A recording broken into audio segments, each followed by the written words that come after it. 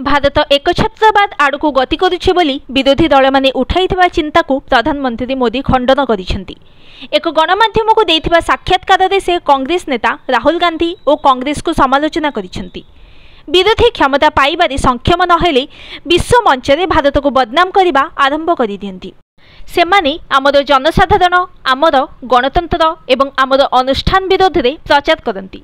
जदि युवराज आपे आपे क्षमता हासिल करिपारिबे नाही तेबे भारत निर्वाचन स्वतंत्र रे परिणत हेबो नाही। प्रधानमंत्री आहुरी कहिसेंती जे देश राहुल गांधी द्वारा प्रभावित नुहे, यह भारत को कम गणतांत्रिक करे नाही। से आहुरी मध्य कहिसेंती जे विदेश रे एभली अभियोग को खूब कम समर्थन मिलुछि, कारण विदेशी नेता माने प्रायतः भारतर गणतांत्रिक अभ्यासर सत्यता को स्वीकार करती। जेतेबेले मैं विश्व नेतांक सहित कथबार्ता करी सेमाने आमर गणतांत्रिक प्रक्रिया और अनुष्ठान गुड़ी को प्रशंसा करिबा देखे सेमाने आमर दक्षता देखि आश्चर्य होई जांती बोली मोदी कहिसेंती। आगामी निर्वाचन रे बीजेपी संभाव्यता को नहीं राहुल गांधी समालोचनार जवाब रखिसेंती मोदी। राहुल गांधी वर्तमान परिस्थिति को 2004 रे इंडिया साइनिंग मुहूर्त सहित तुलना करी बीजेपी पाई एक आश्चर्यजनक पराजय संकेत देइथिले।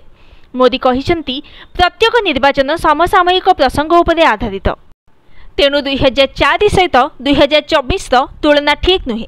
2024 रे केवल आमको नुआ सहयोगी मिली नाहंती बरं लोकंकर अद्भुतपूर्व समर्थन रही, जहाँ आमको एक चमत्कार विजयर आत्मविश्वास देइछि। दक्षिण रे फलाफल एथर आम भोट प्रतिशत एवं आसन प्रतिशत मध्य वृद्धि पाइब बोली से कहिसेंती। मोदी कहिसेंती जे विरोधी माने ईवीएम को विरोध करुछंती, कारण से माने देश को बूथ कैप्चरिंग आड़क टाणीबा को चाहुचंती, जहाँ केवल कागज बालट माध्यम संभव।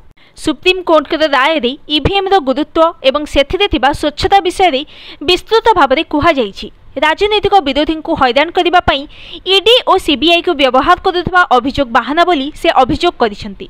संपृक्त व्यक्ति जनक एक निर्दिष्ट दल रे जोग देइथिबारु चालिथिबा कोनोसी तदंत बंद होई नाही। दुर्नीति एक गंभीर समस्या एवं आमे एहाको गंभीरतार सहित मुकाबिला करुछु बोली मोदी कहिसेंती। Bureau report, news today.